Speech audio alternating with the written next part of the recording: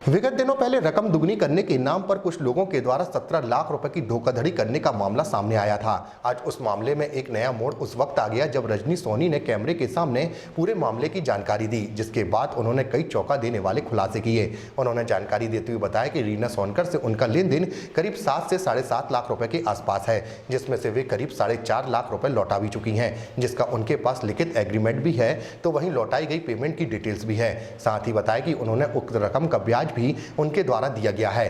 तब भी रीना सोनकर के द्वारा उनके साथ अभद्र भाषा का प्रयोग करते हुए उनके निवास स्थान पर उन्हें काफी बेइज्जत भी किया गया, जिससे वे मानसिक रूप से परेशान हैं। वहीं हम आपको बता दें कि इस मामले में शिकायत रजनी सोनी के द्वारा पूर्व में पुलिस अधीक्षक से भी की जा चुकी है, जिसकी जांच चल रही है। फिलहाल देखा जाए तो मामले की जांच चल रही है। अब पुलिस की जांच के बाद ही पूरा माजरा समझ में आएगा। सर, हमारा जो टोटल लेन देन था इनका, मेरे और बिमल जी के अकाउंट में, और मेरे अभिषेक सोनी, रजनी सोनी और बिमल दुबे जी के अकाउंट में टोटल 7,50,000 करीब का टोटल था, जिसमें से मैं इनको 4,54,000 रुपये करीब वापस दे चुकी हूँ, ऑन अकाउंट दे चुकी हूँ। और इन्होंने भी ऑन अकाउंट मुझे 7,50,000 समथिंग दिया है, और मैं भी 4.5 लाख करीब दे चुकी हूँ। बाकी पैसा जो मैंने इनको बोला था देने के लिए कि मैं इनको दे दूँगी, मगर किसी कारण का बीच में लॉकडाउन लगने के कारण मैं इनको पेमेंट नहीं दे पाई। तो फिर इन्होंने मुझे डराना, धमकाना, गाली गलौज देना, घर में उल्टे सीधे तरीके से बोलना, और फिर मेरी गाड़ी भी ये लेके वो चली गई। मतलब 16 जून करीब को ये आई, तो मेरे हस्बैंड को इन्होंने बहुत कुछ बोला, और फिर उसके बाद वो गाड़ी भी लेके चली गई। और यहाँ से जाने के बाद उन्होंने थाने में ये लिखवाया कि मेरे हस्बैंड ने 50,000 रुपये दिए और वो गाड़ी उसके अगेंस्ट में लेके आई, जबकि ये गलत कथन दिए थे उन्होंने।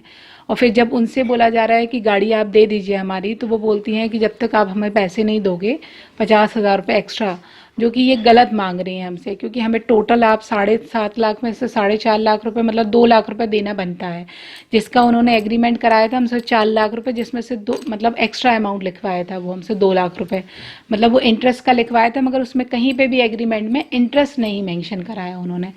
और इस तरीके से वो बार बार ह्यूमिलेट कर रहे हैं। फिर उसके बाद 19 तारीख को जब हमें देने के टाइम आया, तो वो इस तरीके से हमारे फेसबुक में, एफडी में, व्हाट्सएप में, ग्रुप में, सब में डाल चुकी थी। तो इससे मेरा जो काम चलता भी था वो भी बंद हो गया। अब जब काम ही नहीं चलेगा तो मैं पैसे कैसे दूंगी, और मैं दे ही रही थी पैसे।